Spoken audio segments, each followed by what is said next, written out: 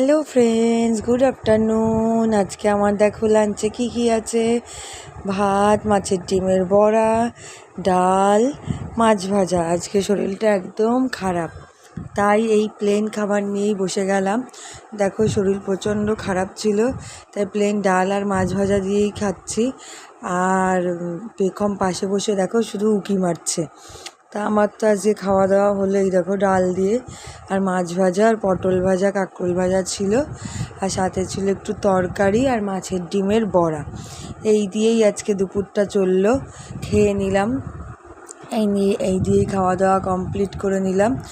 আর পেখমকেও পাশে বসে খাইয়েও দিচ্ছিলাম। তা পেখমকে আর দেখালাম না, তার কারণ খুব দুষ্টুমি করছিল। তাই তোমরা দুপুরবেলা কে কী খেলে অবশ্যই কমেন্ট করে জানিও। আর আমার ভিডিও ভালো লাগলে লাইক শেয়ার কমেন্ট করতে ভুলো না প্লিজ, আর আমার চ্যানেলটা সাবস্ক্রাইব করে